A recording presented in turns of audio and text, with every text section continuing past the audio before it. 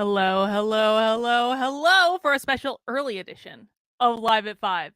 Because you might notice that it is not actually 5 o'clock Eastern time right now. It is 4 o'clock Eastern time right now. I needed to go live a little bit early today, guys, because I will actually at 6 o'clock tonight be joining the Liberty Lockdown podcast with Clint Russell, and it's going to be me and Jeremy Kaufman and Tim Baxter and Bruce Fenton, and we are all candidates for office in New Hampshire. Jeremy and I, of course, are libertarians. Jeremy is running for Senate. I am running for governor. Tim Baxter is running for Congress, and Bruce Fenton is a Republican. Also, Tim Baxter is also a Republican. Bruce Fenton is also a Republican, also running for Senate.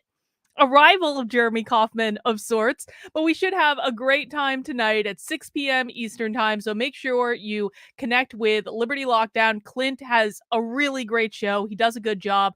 I strongly recommend everyone subscribe to his channel, and I think it's going to be a really great chat. So in order to accommodate that, I just had to go live a little bit earlier because, an hour just kind of cramps my style, to be a little honest. And holy hell, is there a lot of stuff to cover today? There's so much stuff to cover today. We're going to cover that BLM's founder, Patrice, not our Patrice, spelled way wrong. Our Patrice's name and spelling is way better. But Patrisse Cullors, one of the founders of BLM, paid her baby daddy basically $1 million for creative services. And there's other nefarious nonsense going on with Black Lives Matter too. I know we're all shocked at this revelation. We're going to talk about that. We are going to talk about the fact that, oh wait, which one is it? Which one is it? I thought it was this one. There it is. We're going to talk about Sean Hannity being a Fed. I am now more convinced of it than ever. Sean Hannity is a Fed. You are not going to convince me otherwise, and I'm going to tell you why. And then, of course, the big news that we're going to talk about today is, holy hell, Project Veritas. Project Veritas. Like, okay, let's be honest. Not all of Project Veritas is, not all of their videos are as earth-shattering and explosive as they think they are. They play up the drama a lot of times, and then you watch the video and you're like, yeah, I mean, I guess, but it's not really a big bombshell that you get out to be. Not wrong. Sometimes their videos are really great. I'm not, upset about it at all. But sometimes they're just not. Oh my god, this Twitter video that they released yesterday, dude, if you haven't seen it, we're gonna watch it, and it is insane. And I've got a lot to say about that. We are also going to talk about how this lady, listen, I don't know who Julia Fox is, but I want to use what she said about Amber Heard to illustrate just an aspect of the woke. And then we're going to talk about Kevin Bacon starring in a woke horror movie. I'm not happy about it. I like my horror movies. I don't like my horror movies to be woke. Yes, we are live at 4 today because I have something to do at 6 p.m. I'm sorry. I tried to put out notice. Guys, this is why you have to be a member of my locals. This is why you have to follow me on Twitter. This is why you have to do all... Oh, hang on. Is the audio working? God damn it. I'm in this bad habit of playing with the audio wires during the stream. I'm going to hope the audio is still working. You guys can tell me if it is in the chat. But yeah, so you guys got to follow me on places because I make announcements about changes and things. And if you don't follow along, then you don't get the announcements. But guys, before we get into that, I do just want to remind you that if you want to support the work I'm doing, the very best thing you can do is become a member of my locals community. Of course, if you are a free member of my locals community, bing here, kb.locals.com. That works just as well as being a paid member for announcements and things, because at least if you're in the community, I'm going to be able to email you announcements saying I'm going live at 4 today instead of at 5, so you can be ready, you can be prepared. But if you do become... Okay, the audio is good now. Excellent. But if you do become a paying member of my community over at kb.locals.com/support, you get access to a variety of perks. You get access to our 2 Zoom calls that we do every single week. We had another 5-hour marathon call on Monday. I'm going to start calling our Monday calls Marathon Monday because the calls literally last about as long as it takes me to run a marathon. Maybe a little bit shorter than that because I was a slow runner when I was doing marathons. But I'm going to start calling them Marathon Mondays because we literally spent 5 hours together yesterday. We managed not to kill each other. It was pretty great. You get access to all of that. and much, much, much, much, much, much, much more by heading over to kb.locals.com/support, and you can join for $5 a month. You can join for $50 a year, which gives you 2 months for free. You can also make a one-time gift, and it is my locals members that keeps me doing this. I quite literally cannot do this without my locals. I cannot emphasize this enough, guys. If you watch my content regularly, if you enjoy the content, if I give value to you, I know times are tight. I know inflation is a bitch, man, but I cannot do this without people supporting me in locals. YouTube does not pay the bills. It is sadly just the way it is. And so if you want this to keep going, if you want me to be spending time researching things, writing books to help you out fighting back against the woke, doing podcasts, doing content, doing all of these things, you got to become a member of my locals. It is just the way it works. We pay for things that we value, and I do try to go above and beyond in my locals to give you all sorts of extra perks. So it's like a no-brainer that it would be like $5 a month. Of course, it's less than a cup of coffee at Starbucks. Come on. All right, guys. The other way that you can support the work I'm doing is by getting a copy of my book, Actively Unwoke, the ultimate guide for fighting back against woke insanity in your life. I know people have started to get the book. People have started to read the book. People have started to leave reviews about the book, which is all really awesome and great. The thing I want to make sure people know today is that I was going to do a special pre-order book club for the book. Now, because there have been shipping delays and because, things are just wacky in the world, not everyone has gotten the copy of the books that they pre-ordered yet. And so, what I decided to do is first off, I wanted to push back the dates of the book club. So we're now going to be getting started with the book club in June. So there is still plenty of time to get your copy of the book, to start reading the book. We are going to be doing the book club in sections. So you don't have to read the whole book by our first meeting. You just have to read the first section of the book. We're going to be getting started in June, and I'm going to be opening up book club for free to everyone who ordered the book. So you didn't just have to pre-order it. You can now, if you just ordered the book today, you can join book club. And the way you do that is you head over to activelyunwoke.com and you go to this Unwoke events section right at the top, and it's going to give you instructions for how, I got to change that button to say order. That's all right. It's going to give you instructions for how to get involved in book club. Basically, all you need to do is email your receipt to bookclub@activelyunwoke.com, because I do want to make sure that everyone has an opportunity that everyone who signs up for book club actually has the book and they're not just being trolly. So I will keep, of course, your information perfectly confidential. I have whistleblower information all the time, so you don't need to worry about that at all. And what we're going to be doing is each week, they're going to be spaced about 2 weeks apart. Each week, we are going to be going over a new section of the book. So the book is actually split into 3 sections. Lay of the Land is about decoding the woke and really understanding what they're trying to do. We're going to have that book club on June 4th. On June 18th, we're going to have the field guide for fighting back, which is all about practical case studies and like real world things, real world strategies that you can use to fight back against woke insanity in your life. And the third section of the book is all about mental health and what to do if you're canceled and basically maintaining your sanity when you're fighting back against the woke. We're going to do that in July. So the dates are pushed back. It is now available to everyone, and you can get your copy of Actively Unwoke by heading over to activelyunwoke.com, and you can even get it. Let me just show you guys. You can order on Amazon. There are all sorts of non-Amazon options as well. Whatever you guys want to do is fine with me, but make sure you send in your receipts to bookclub@activelyunwoke.com, and that will get you signed up. All right, let's dig into the news. I wanted to start off with this story from Black Lives Matter. BLM founder Patrisse Cullors paid her baby, I'm going to say baby daddy, $970,000 for creative services, her brother over $800,000 for security, a fellow director $2.1 million, and reimbursed the organization $73,000 for a charter flight. So, I've seen video of Patrisse Cullors going around lately saying basically that the nonprofit system is incredibly racist and that they just can't possibly be expected to operate within the nonprofit system. Well, that's what you signed up for, Patrisse, when you started a nonprofit. It is the way it is. Let's read. Newly released tax filings revealed how Black Lives Matter founder Patrisse Cullors used charity funds to pay friends and family large sums for various consulting services, as well as a charter private flight.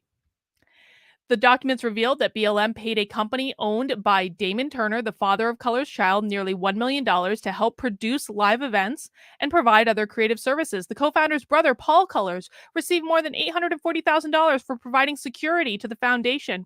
Leaders have, and by the way, security, I kind of want to know what that means, because if I recall, they didn't even really have a building. So what precisely were they securing? I think that that's a good question. Leaders have attempted to justify the expense by saying the foundation's protection could not be entrusted to former police professionals who typically run security firms, because the BLM movement is known for vehemently protesting law enforcement organizations. Well, listen, man, I kind of understand that. Listen, Porkfest is coming up in but 6 short weeks in New Hampshire, and fun fact, there ain't no police at Porkfest. There aren't, but it's still incredibly safe because there are all sorts of people with guns running around. How funny is that? A consulting firm run by, I don't know how to say that name, who is BLM's board secretary and has previously served as deputy executive director, was paid more than $2.1 million for providing the organization with operational support, including staffing, fundraising, and other key services. Guys, I don't know how many of you have worked in nonprofits. $2.1 million is a lot of money. It's a lot. Cullors resigned from BLM last year amid a wave of scrutiny surrounding the charity's finances. She has repeatedly denied claims that she took money from BLM for personal matters, and has reiterated that all the purchases and transactions, including a lavish $6 million home in Los Angeles, were legitimate. Sure, Patrisse. Sure.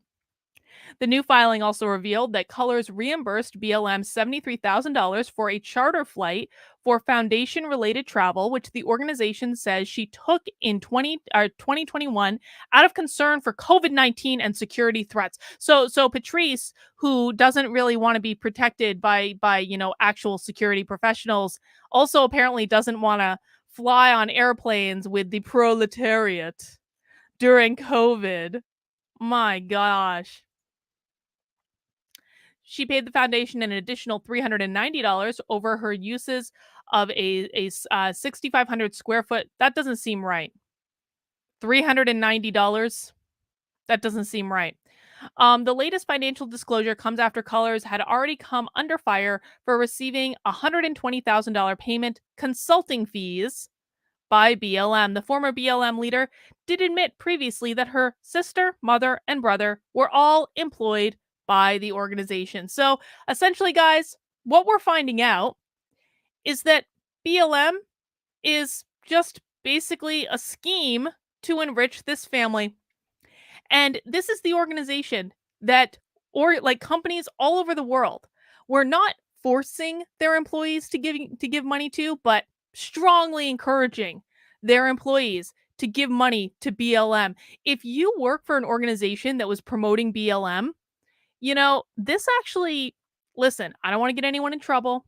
I don't want to get anyone fired, but it might not be the worst idea for someone to maybe anonymously email your HR people and maybe CC any leadership in the organization. Again, just create an anonymous email, create like a Proton email, like a Proton mail email or something, and email your HR people and email any leadership that you can in the organization to say, you guys strongly encouraged us to give money to this organization. And now it kind of seems like this organization was a giant scheme just to enrich this family. And I'm sending this email anonymously because I don't want repercussions from pointing out that you extorted your employees to try to virtue signal by making them or strongly encouraging them to donate money to basically a Ponzi scheme and a grift. That's all this is. It's amazing. It is amazing what these people have gotten away with. Incognito says security at their $6 million mansion hosting party. There it is. And George Andre Veloso Nunez says, at the very least, it's nepotism.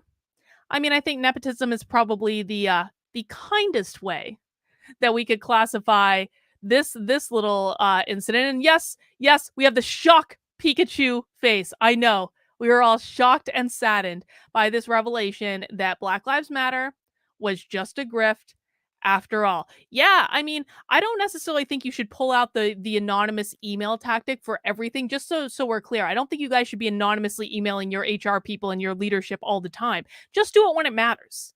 You gotta sometimes keep things in your back pocket just for like the really big important points that you want to make that could get you in trouble for making them, but you want to make them anyway.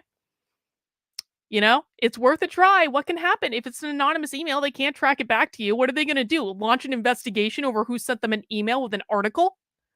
I mean, maybe they will, but if they do, that'll tell you a lot about what's going on there.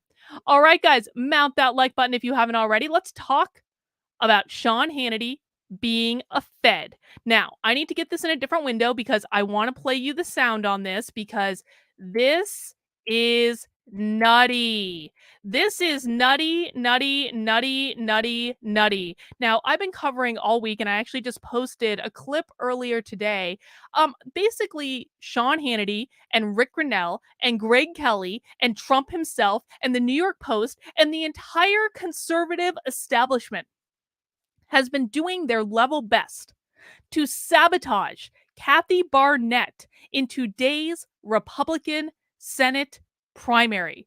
And Sean Hannity has just been running hit piece after hit piece after hit piece. Now, if you remember back to effed up news that I did, 2 days ago?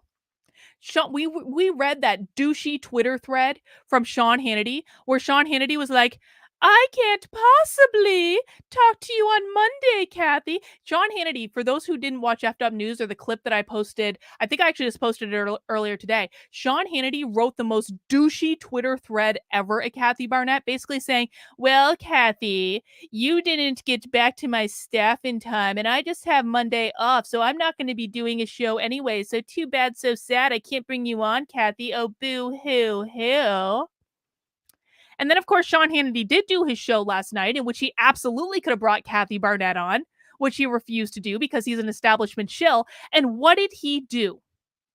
Sean Hannity last night literally attacked Kathy Barnett for being in Washington, D.C. on January 6th. Sean Hannity, alleged Republican, on Fox News, attacked a Republican Senate candidate for attending a permitted, First Amendment protected protest in Washington, D.C. on January 6th. Now, we all know what happened. It got a little bit out of hand. Okay, it did. It was a mostly peaceful protest. But the fact of the matter is that every single person that was at that protest that did nothing wrong, that engaged in no violence, that didn't break anything, what they were doing was protected by the Constitution of this country. And Fox News has been they have been absolutely abjectly awful on this. Fox News should have come out on January 7th and done exactly what MSNBC does, exactly what CNN does. They should have said the vast majority of the people who were there were peaceful and they did nothing wrong. And Fox News has been throwing its own base under the bus for a year and a half ever since then. And this is honestly just the most shocking example of it. Let's listen to Sean Hannity blatantly shilling for Dr. Oz. Look at your screen. Here is Barnett marching alongside. This just broke today. Radical Proud Boys during January 6th. She claimed she had no idea who they were and that she didn't breach the Capitol. And look at this. Look at your screen. Here is Barnett marching alongside. This just broke today. Radical Proud Boys during January 6th. She claimed she had no idea who they were and that she didn't breach the Capitol. And look at this. Look at your screen. Here is Barnett. So Sean Hannity is ripping Kathy Barnett for being at the same event with Proud Boys. Guess what, guys? There was a huge mass of Proud Boys there. There just were. They were at every protest after the election. I saw a big mass of them in November. I wasn't at the December one. I was at the January 6th one. They were there. You know who else was there? A million other people. Do you see Do you guys know the Proud Boys colors are black and gold?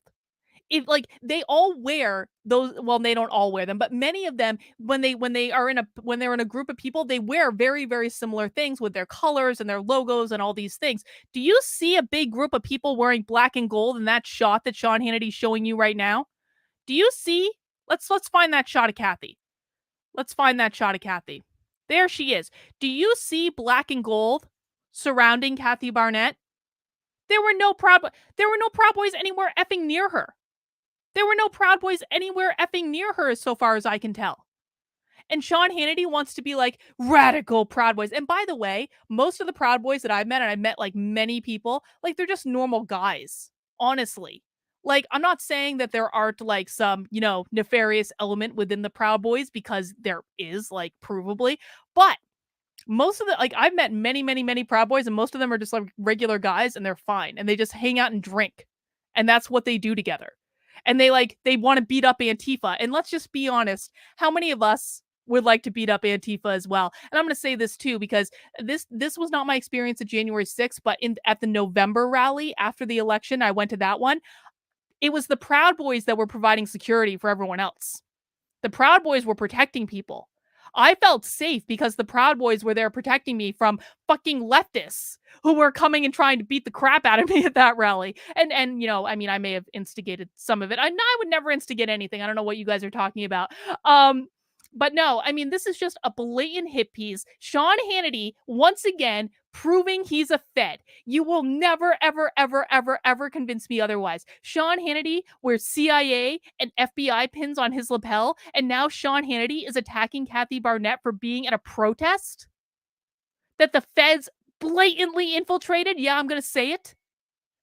My God. My God, no one should ever trust Sean Hannity, and quite frankly, be extremely wary of Fox News from here forward. I like Tucker Carlson. I like Tucker Carlson a lot. There are other Fox News hosts that I like, but Sean Hannity's day should be over in conservative media. Now, it won't be, because what he's doing is he's shilling for the conservative establishment, and that should make every single person pause and just give that a second thought, because I don't trust a damn one of them after what I've seen them do to Kathy Barnett. Naruto says, have you heard about the Colorado mom whose 12-year-old kid was invited to art club that turned out to be a secret sexuality club? Yeah, Naruto, we actually covered it twice. I covered it on Effed Up News, and I actually covered it last week as well. And it's an insane story, and I definitely recommend people go and read. The Epic Times actually did a really, really good article about it, and I definitely recommend people check that out.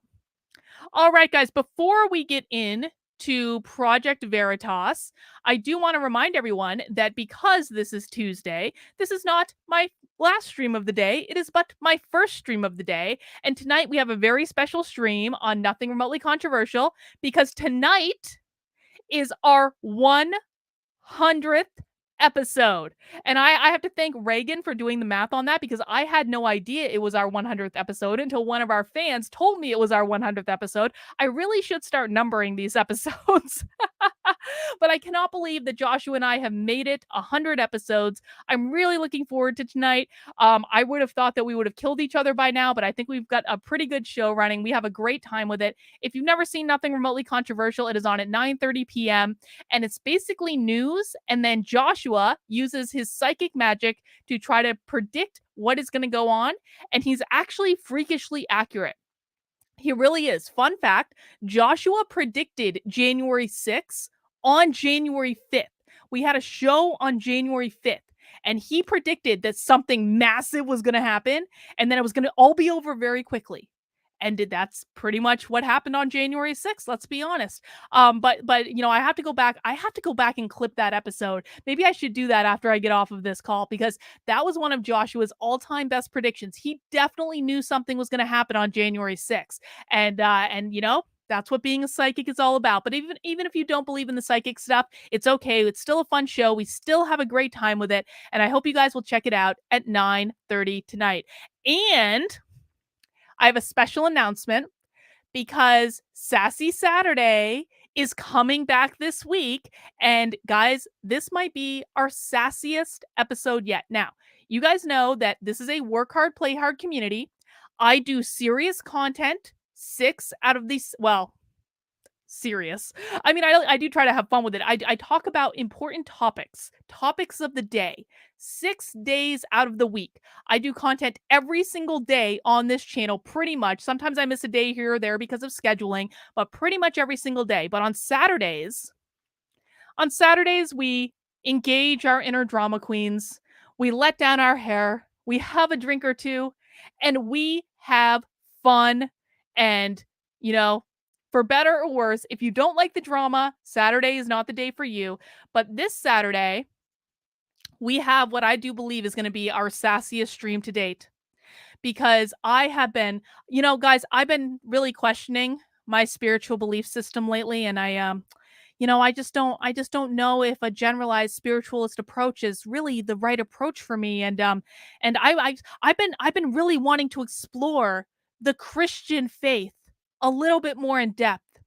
And so I thought, what better person to teach me about how to be a good Christian, to walk the world in the way that Christ would walk the world? What better person could I find but Carrie Smith and her heretic pastor? And I have a stream with both of them on it. And I cannot wait. I cannot wait to learn how to be the very best Christian that I can be, being taught by the good Christian Carrie and her heretic pastor who supports lying and supports gossip, even though I was to understand that lying was a pretty big offense in Christianity, but I guess not, because Carrie's pastor seems to think it's okay. But I'm very, very lucky because Graphically Alex, who is a Christian, Graphically Alex is going to be able to guide me on this journey, and he is going to help me explore Christ through the eyes of Carrie. Nothing could go wrong with this stream at all. That's going to be on Saturday at 6 p.m. Eastern time. We get started just a little bit later on Saturdays. And I suspect that stream's going to go on a while because it's about a 2-hour stream. It's a little bit of an older stream, but I can't wait to learn about Christianity from the very best hypocritical Christian that I know. I mean, sometimes we really do learn more from the hypocritical Christians than we do from the legitimately good ones. So you can find that on Saturday. And guys, again, if you don't like the drama, you don't have to watch. But if you do want to embrace your inner drama queen, we're there for you. We got you. I know you love it.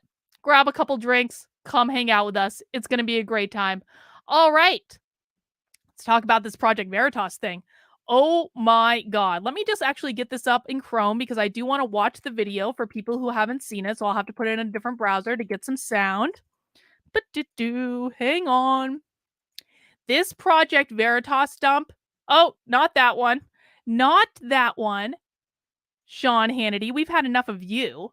Not that one. We want this one. There we go. This Project Veritas jump is legit, yo.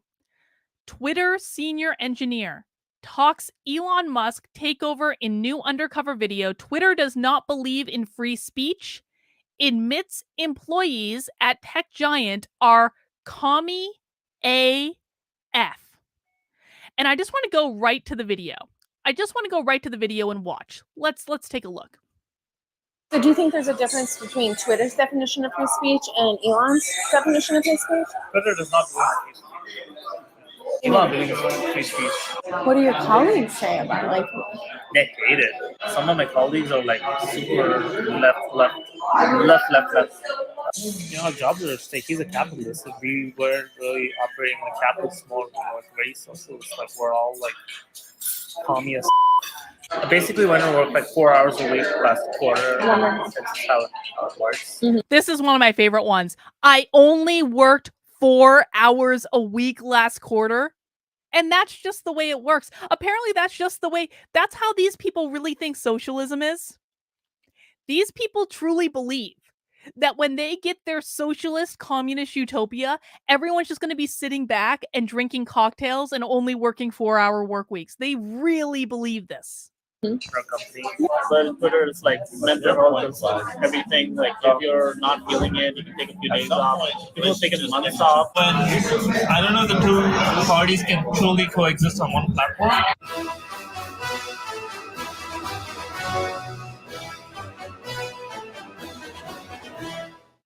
So do you think there's a difference between Twitter's definition of free speech and Elon's definition of free speech? Twitter does not believe in free speech. Twitter, What do you Elon mean? believes in free speech. Twitter does not believe in free speech. This guy is a senior effing engineer. Twitter does not believe in free speech, but Elon does, and that's why Elon's the enemy.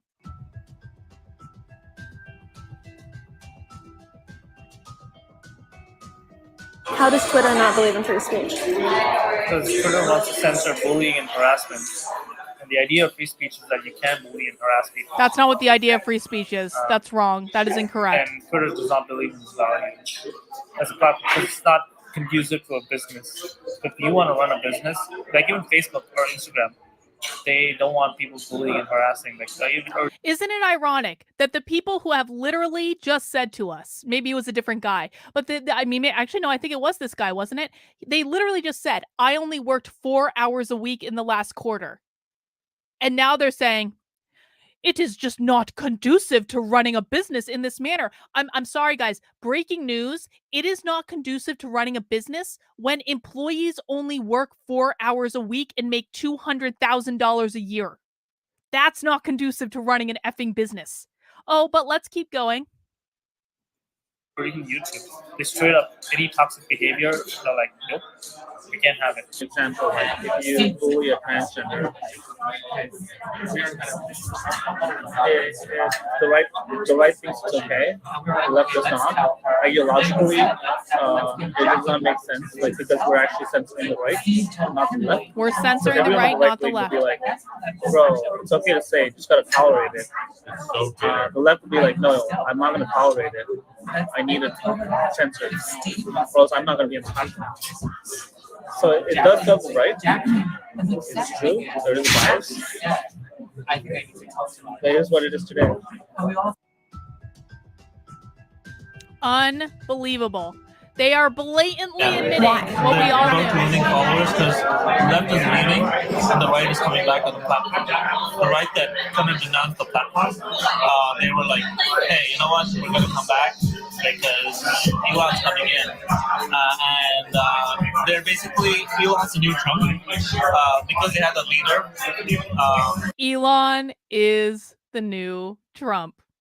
Let's just, that's not an insignificant statement if we want to think about that for a second. It is not an insignificant statement that they perceive. Perception is reality, guys. It may not be factual, but for these people, this is their reality, okay? They literally perceive Elon Musk to be as evil as they perceive Donald Trump to be. Now, we all know, because we are grounded in reality and not unhinged communist lunatics, that Donald Trump is not an evil person. He's not. He does stupid things sometimes. He says mean tweets, but he's actually like not an evil person. Elon Musk, also not an evil person at all in any way, runs some of the most successful businesses in the damn world, richest man alive. But these people, this is important context for us to understand their mentality. These people literally perceive them to be evil. They perceive them to be carbon copies of each other. Elon Musk and Donald Trump are not that much. Well, I mean, they have some things in common, I suppose, but really they have more different than they have in common. They feel more confident because how do people join platforms? They join because they want to just look up to a leader who will protect them and give them safety. They didn't feel safe on the platform at that point, but now they feel safer now that Elon's there. Yeah, Sam says Twitter corporate security is circling the wagons. We're going to talk about that in a second, Sam. I've got that email as well. Don't you worry. What about us? Well, you'll feel less safer. It's just like a spectrum. Like, I feel like when, I don't know, the two parties can truly coexist on one platform. It was not correct to ban Donald Trump. I think that was a mistake because it alienated a large part of the country. and did not ultimately result in Donald Trump not having a voice. He is now going to be on Truth Social, as will a large part of the sort of the right in the United States. And so, Side note, one of Elon Musk's best all-time recent tweets was when he said that the name for Truth Social was a stupid name and it should have been called Trumpet. Donald Trump should have legitimately renamed Truth Social to Trumpet. Trumpet is a great name. How amazing would that have been? It's so much better than Truth Social. Elon is correct. I think this could end up being, frankly, worse than having a single forum where everyone can debate. What do your colleagues say about it? Like, They hate it. Oh my god, I'm at least like okay with it, but some of my colleagues are like super left. what are they saying? They're like, this should be my last day if it happens. So, Has much changed since like Elon's coming out? a lot has changed. A lot has changed. Like we're stress eating a lot. Like we're all like worried for our jobs. Why are you guys so worried? Oh, the poor woke communists at Twitter are worried for their jobs. The poor woke communists at Twitter are feeling the pain that they have inflicted on everyone who disagrees with them politically for the last several years. Too bad, so sad. This is what karma looks like. Our jobs are at stake. He's a capitalist. If we weren't really operating like capitalist mode, we were very socialist. Like we're all like communist. Like I started working for Twitter and became like I think it's just like the environment. Like you're there, you become like calm. You don't know this. They call it California reality. Elon makes some good points. Sometimes I'm slowly starting to buy his side a little bit.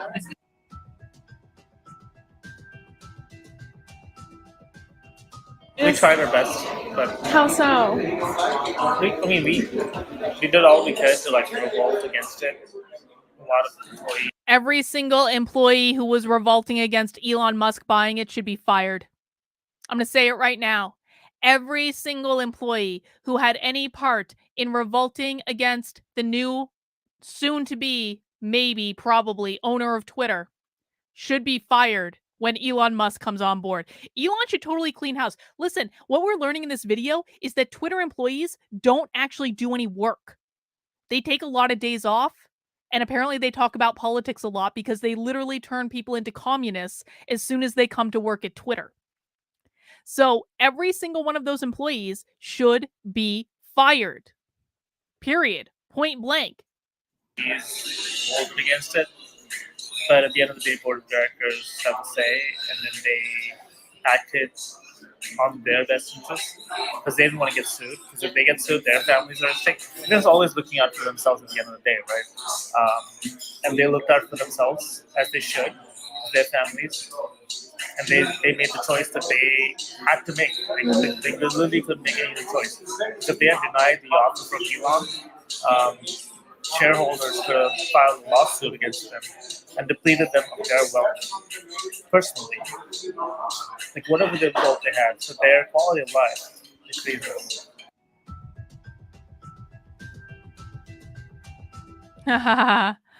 Tweeps need to buy Actively Unwoke. Yes, Twitter employees, you too can buy a copy of my book to learn what to do when you get canceled. Because I've got a whole fun fact. I do have a whole chapter on getting canceled and how to survive it in Actively Unwoke. And apparently now the left, or at least Twitter employees, can use this knowledge just as much as the right does. I basically went to work like 4 hours a week last quarter. That's just how it works in our company. Yeah. But I started putting in more hours because I want to get promoted. Yeah. And I feel like because of inflation, my buying power has like reduced a little bit. Oh, so he likes capitalism after all. Oh. Get promoted so that, like, they inflate your salary a little. Like they increase your salary by a lot when you get promoted. Yeah. And I'm like, sure, let me just fight for it right now.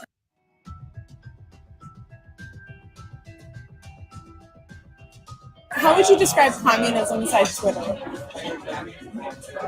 Not just like a phrase, but essentially like everyone gets to do whatever they want. No one really cares about like OpEx, like capitalism don't care about numbers. No one cares about operating expenses, and everyone gets to do whatever they want. Let's just put that one in our back pocket for a second. Don't care about like how to make the business more efficient. But in Twitter, it's like mental health is everything. Like if you're not feeling it, you can take a few days off. People take months off, they'll come back. But you always like do your best at any time, and that's the culture. And you know, we'll run the business as much as possible, but at the same time, you know, like the profits are in the pot. Capitalists would be like, you gotta generate profits or you're out. A lot of people look at survival culture. A lot of companies don't call it culture. Well. So do you think there's a difference between Well. Project Veritas, man, champions in this specific case. And you guys might be wondering, is Elon Musk aware of this video? Has Elon Musk seen Project Veritas reporting yet? Oh, he has indeed. He has indeed. We know that because he responded to Benny Johnson posting this video saying, "Is this legit?" So yes, folks, Elon Musk is keenly aware of what Project Veritas is doing. And considering just yesterday, Elon Musk sent a poop emoji to Twitter's CEO in response to his thread about fake accounts on the platform, this is just getting off to a glorious start. This is a business relationship that I just don't what could possibly go wrong with Elon Musk buying this platform? Now, I will say this. Elon Musk has kind of put a pause on the Twitter deal. I don't think he's backing out. The reason that he's put a pause on it is because he believes right now, so Twitter has previously reported to the SEC that less than 5% of the accounts on the platform are bots or spam. Elon Musk now thinks that at least 20% of the accounts on the platform are just bots. Right? And so he's kind of put a pause on the deal because what he's trying to do is pressure Twitter's CEO to give him actual numbers of how many accounts on the platform are actually real. What I think he's doing is I think he's trying to drive down the price of Twitter by showing that there are significantly more bot accounts than what were previously reported. And quite frankly, Paraj is going to be in a lot of trouble if they lied to the SEC. In theory, he should be in a lot of trouble if they lied to the SEC. But Elon Musk is kind of, I think, posturing because what he's trying to do is he's trying to get the price down per share. And I bet you if he actually gets a hold of the numbers that say there's way more than 5% of the accounts on our platform being bots, he's going to be able to make the argument that it's not worth $44 billion and he's going to be able to drive down the price. But I don't see Elon Musk backing out of this anytime soon. I think that would be good for him. I mean, it's just simply a good business move. And I mean, it makes an extremely fair point that that if it really is higher than 5%, and especially if it's as high as 20% or maybe even 50% of the accounts on the platform being bots, then it's not worth $44 billion. And now we just had this video coming out saying that employees aren't even working. I mean, come on. Sam says shareholders need to sue Praj for fraud. Yeah. Praj is going to be in really big trouble if it turns out that 20% of the accounts on that platform are spam, as Elon Musk suspects. We're going to find out about that. And then we got the Brooklyn Way Mayo. Mayo is terrorism, Brooklyn Way. All right. Mayo is absolutely terrorism. Now, guys, this is not the last video that Project Veritas is going to release. It is but the first video that Project Veritas is going to release. I got this screenshot from their Getter, and they sent out an email earlier as well. This is a screenshot of an email that was sent out to Twitter employees earlier today. Tweeps. As we expected, a video was posted this evening by Project Veritas depicting a tweep Who wants to be called a tweep? That is an awful name for employees. Depicting a tweep allegedly speaking about a number of company issues. We are in contact with the person involved and doing everything we can to help them. That means he's getting fired. There may be more videos to come, and we're continuing to monitor the situation. Please review my previous note on how you can protect yourself and your fellow tweeps from similar attempts in the future. If you think you are being targeted or have been targeted, contact corporate safety. For the safety and privacy of those involved, we ask that you do not tweet about this situation or any related issues. Please remember that we all have an obligation to protect confidential proprietary information and not discuss internal conversations, policies, or products outside of work. Take care and stay safe, Pat. And Project Veritas posted, there may be more videos to come. Fact check true. Part 2 is launching today, sometime. I'm not sure when. So about 8 o'clock today. 8 o'clock today, we should look forward to the next drop. Brent says Twitter stock was at $48 a share when Elon offered. As new things show up, the stock is now at $38 per share. Elon's looking for a deal. That's all he's doing.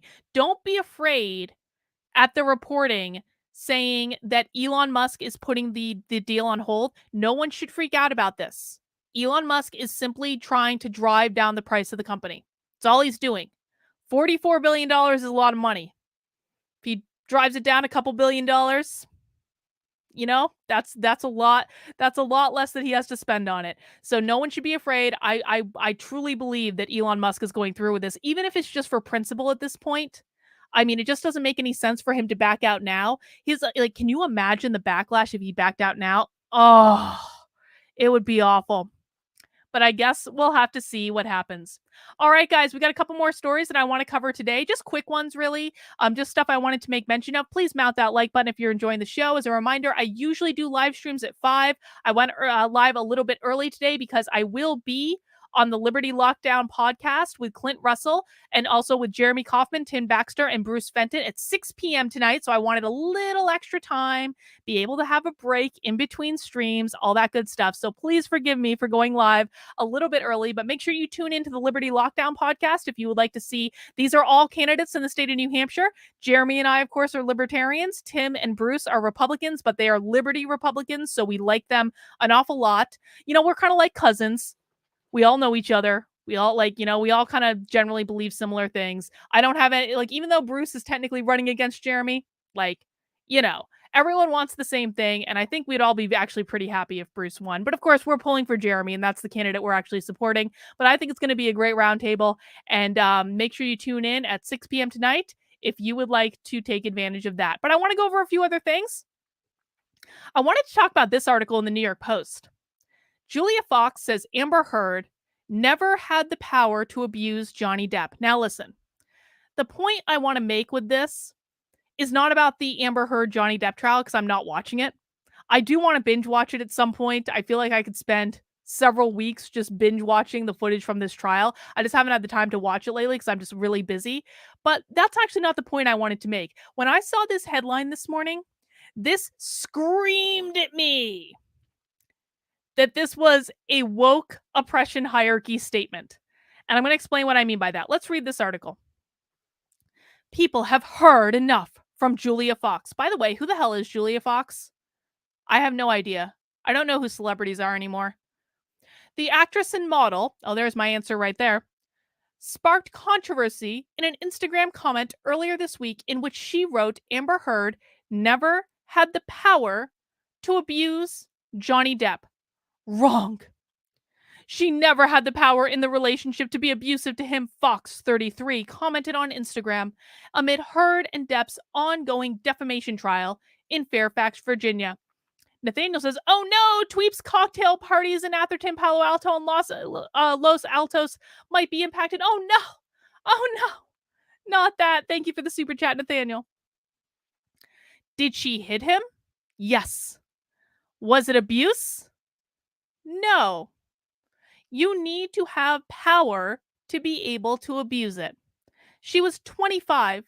She clearly was always way more, he He was clearly, I misgendered, he was clearly always way more powerful, including physically and financially.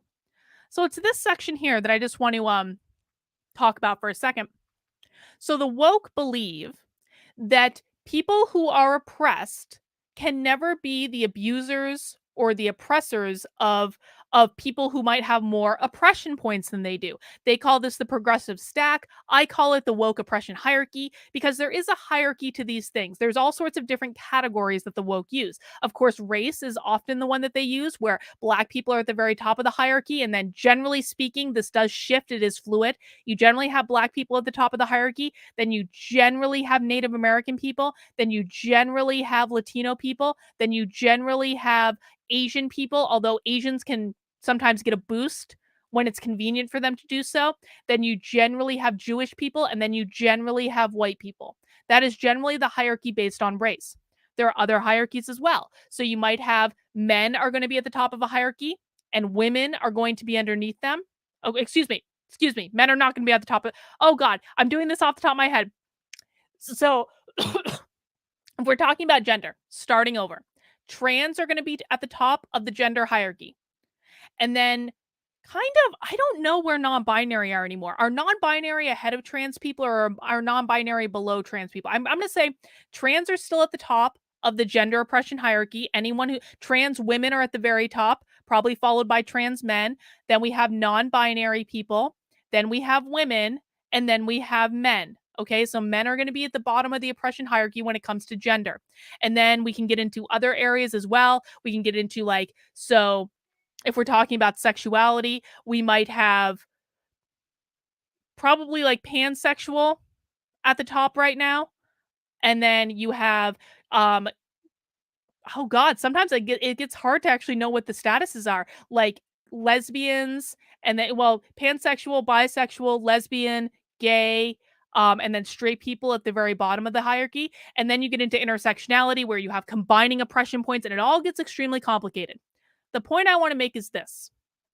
What Julia is saying is that because Amber Heard is a woman and Johnny Depp is a man, Amber Heard is higher on the oppression hierarchy, and therefore Johnny Depp was not capable of being abused by Amber Heard because she has more oppression points than him. And she's actually doing this with two different categories. She's not only doing it with gender, but she's also doing it with money. Money, honey. Folk believe that money equals power, and what at the end of the day. So that's what we're seeing show up in this. Is Julia Fox is literally saying that because Amber Heard is a woman and Johnny Depp is a man, that she cannot be abusive to him. Also because Johnny Depp has more money than Amber Heard, so she cannot be abusive towards him. Of course, that's wrong. That's not true at all. Amber Heard is a psycho. I think we all know that. I don't need to watch the trial to know that.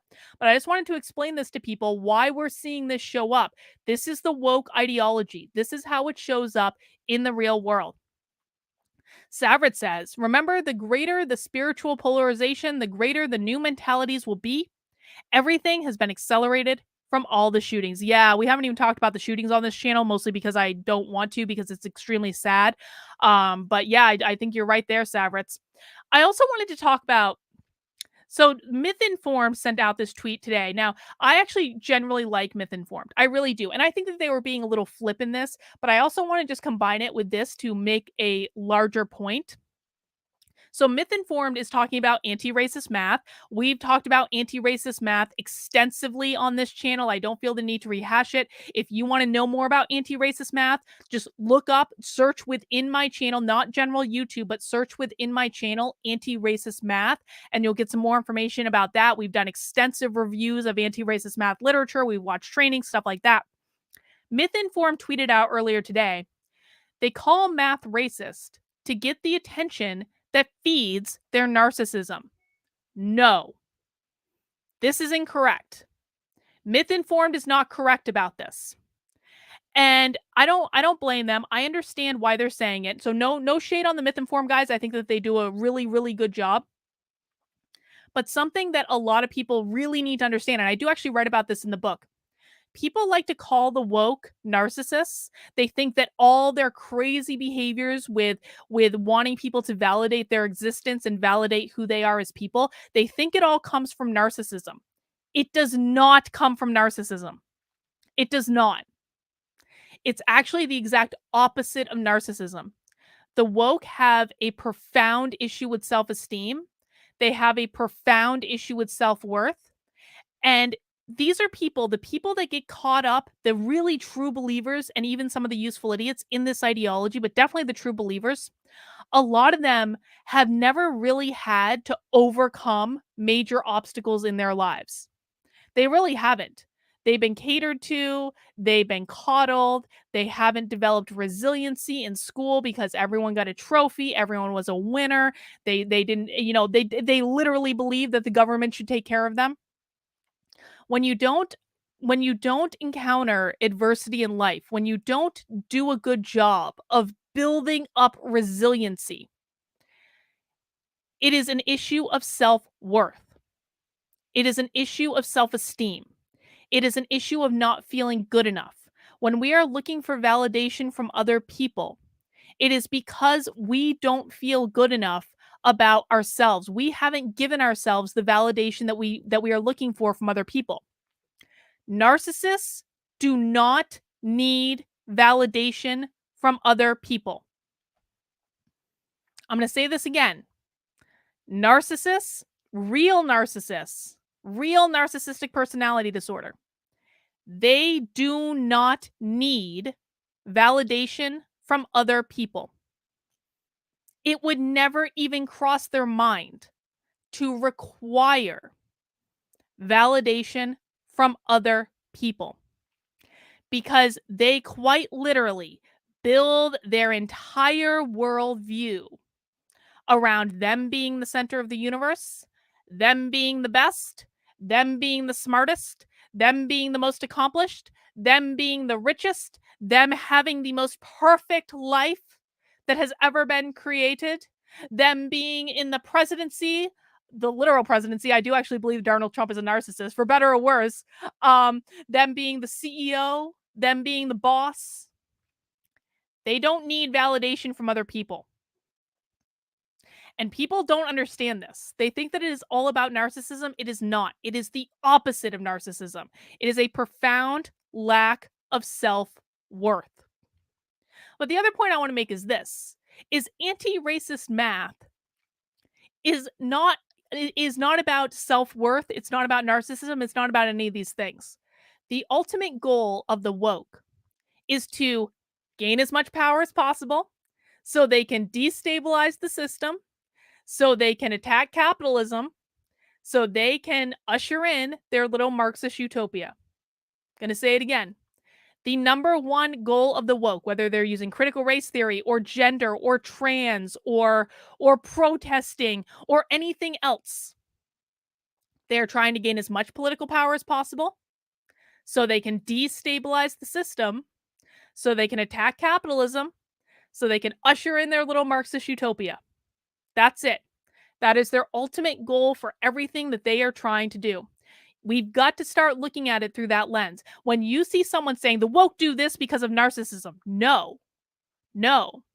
The woke are pushing anti-racist math in education because anti-racist math destabilizes the system by dumbing down the populace.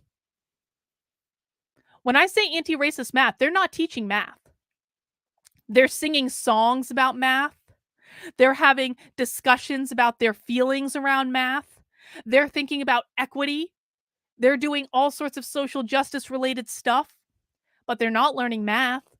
In fact, in anti-racist math, teachers are not even allowed to correct students. Because if a student gets the wrong answer, they just may be using different math. They may be using math of the ancestors, and teachers need to respect the fact that students need to be driving the discussion when it comes to education. And it would just be wrong for a teacher to correct a student because they might be doing completely different math. You got to let the students lead. This is literally in the anti-racist math teacher training textbooks. Anti-racist math also says that you don't even need to have a consistent progression through math. So Under anti-racist math, if a student fails Algebra 1, they will still be promoted to Algebra 2. Because under anti-racist math, they literally say, well, they suck at Algebra 1, but do they really need to know Algebra 1 to be able to do Algebra 2? That is literally in the anti-racist math teacher training textbook. All this is about is gaining more power to destabilize the system, to attack capitalism, to usher in their little Marxist utopia.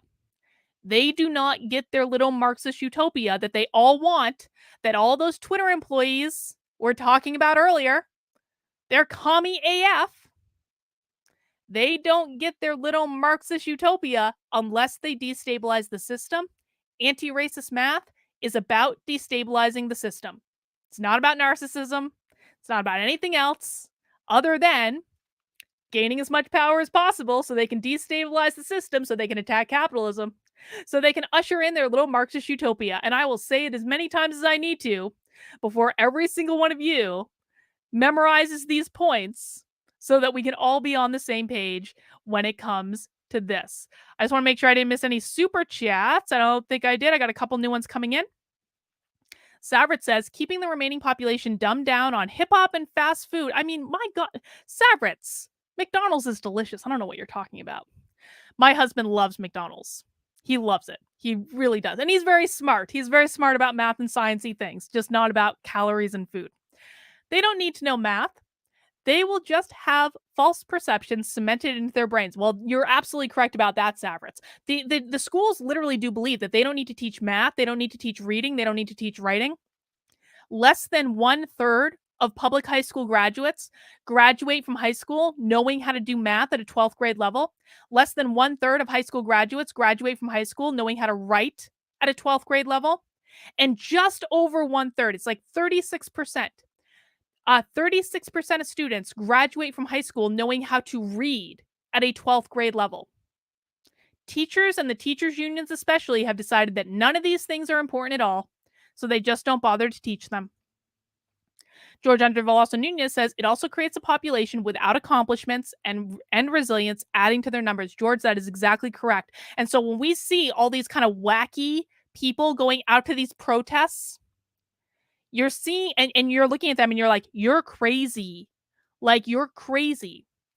You're looking at people who have never truly accomplished anything in their lives.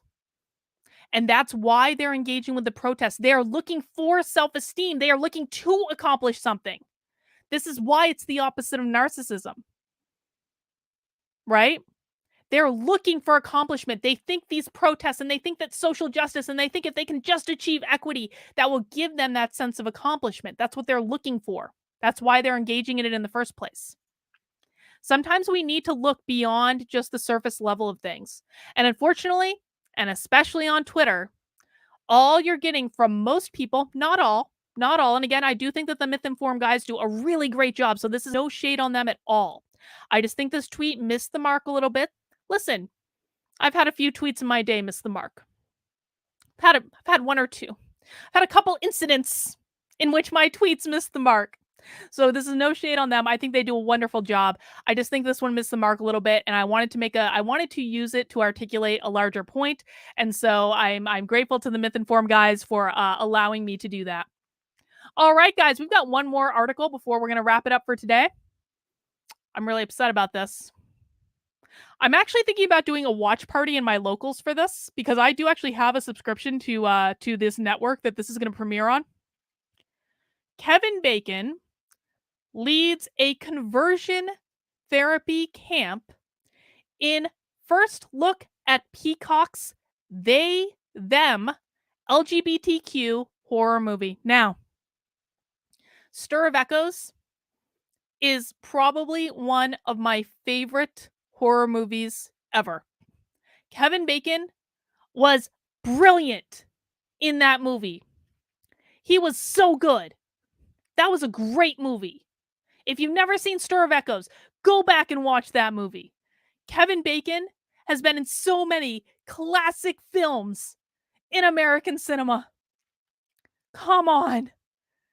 And now he is doing a woke horror movie. called They, Them.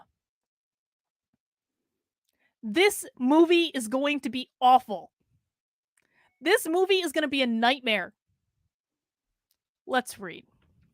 In They, Them, Kevin Bacon and Carrie Preston play a couple who run Whistler Camp, a conversion therapy camp for LGBTQ teens where a killer starts picking off victims.